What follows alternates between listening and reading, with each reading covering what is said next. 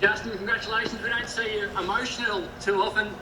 After games, you were emotional today. That really meant a lot to you, didn't it? Oh, absolutely. It's been a big couple of weeks. Obviously, not just our form. The last couple of weeks have been disappointing, but as a club, we've been through a lot over the last 5 weeks. 4 away games in those 5 weeks. We're in quarantine at the moment. We're short on staff. I just thought it was a great club effort. Not just to prepare the players during the week, and then obviously the players' commitment was just first class. And I was really proud of the club, really proud of the playing group, proud of how they embraced the challenge and responded in that last quarter. As we're speaking, you're in the 8. GWS are down by 7, so you're in the 8 right now. What does the ladder position mean to you at this point of the season? To know you've had opportunities in the past that you haven't embraced. You've embraced this one today. Nothing really. It's great for our fans at this present time. That's an outcome. I'm more proud of the way we played. We got back to playing our footy.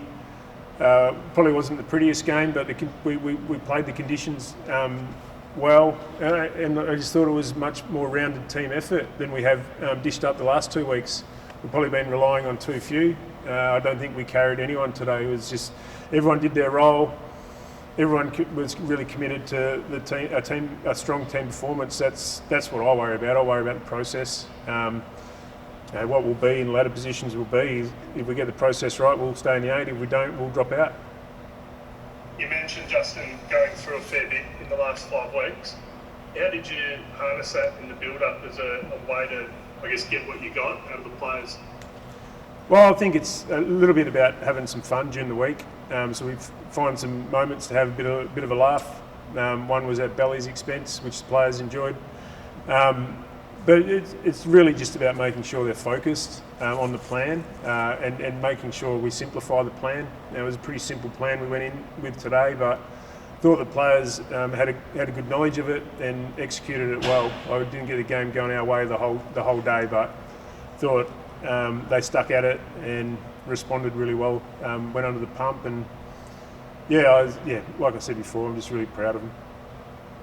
You spoke about replacing Nathan by, giving your young midfielders just more time in the centre. Are you proud of what they produced today, particularly Andrew Brayshaw?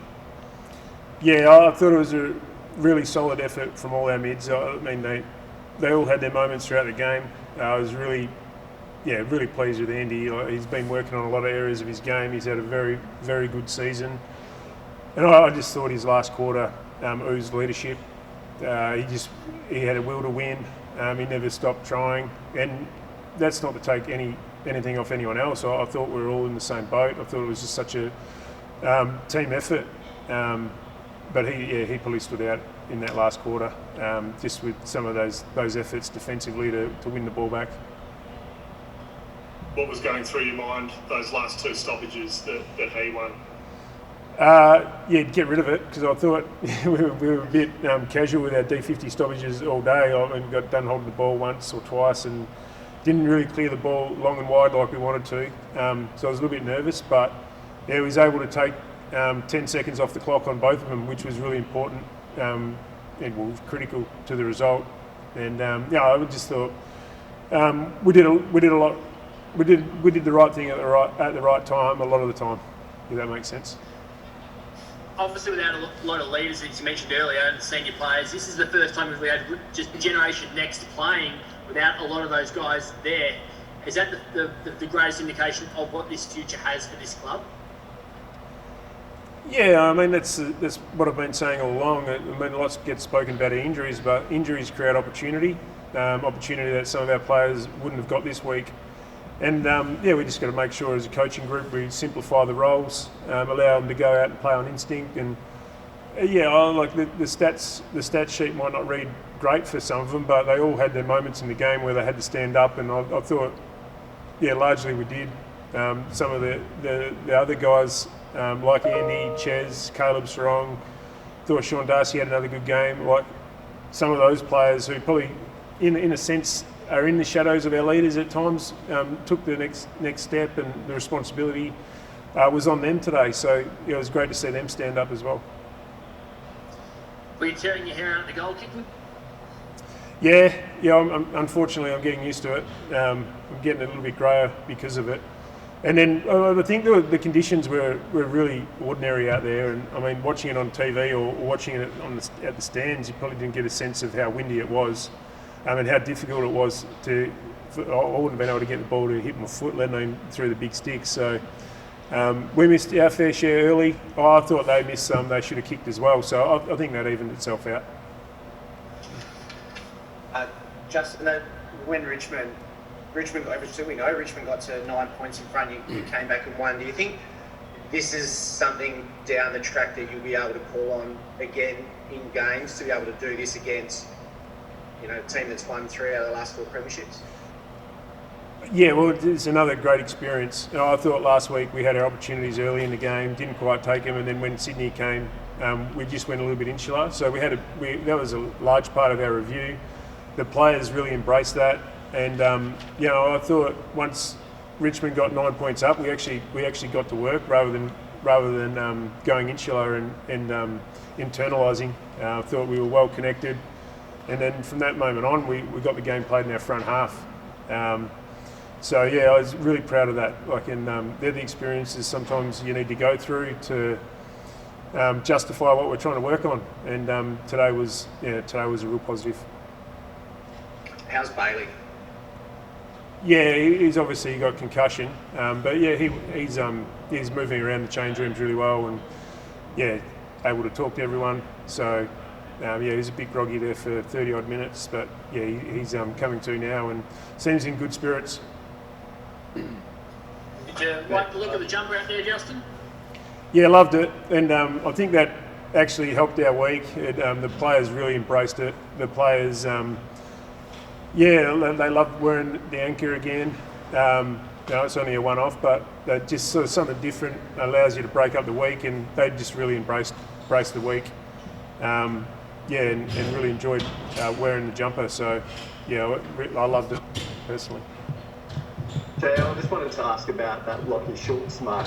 How important do you think that moment was just to turn the momentum, because Richmond were really charging at that point? Oh, it was massive. Yeah, I thought Shooter played a really disciplined team game. He was really unselfish, and it's funny as a forward how if you go into a game being really unselfish and you do the right thing for the team, some of those moments land in your lap. He's always been a pretty good overhead mark and puts himself in those situations. So it was critical. Obviously, I don't know whether it put us in front or got us back to 3 points, but it was critical, and I thought he played a super game all round. You mentioned you guys had a bit of fun leading up to the game, and the joke at Belly's expense. What can you tell us on that front? No, it's something I don't know. Sometimes you get so busy in footy, and 1 week rolls into the next. Sometimes you just need to take a little bit of a back step and have a bit of fun. It's been a grueling. Like I said at the start, it's been a grueling last 5-6 weeks, and we're down on staff, and half the playing group, some of the playing group's not with us. They're out of quarantine, so you just got to try and have some light moments. And our players are pretty good at that, but our coaches can get better.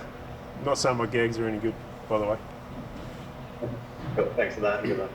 If the AFL was to ever reconsider the pre-finals bye and put in a wildcard round for 7th to 10th, is that the sort of game that fans could see, do you think? It looked like both sides were, in that last quarter especially, playing with their seasons on the line. Yeah, I think that's the sort of footy you probably would get. Absolutely. And when you play teams around you on the ladder, you're usually evenly matched in terms of win-loss, and that reflected in today's performance. So I thought it was a really even contest. Thought both teams were really desperate, and it could have gone either way. So they're probably the sort of games you'd get in a wild card situation.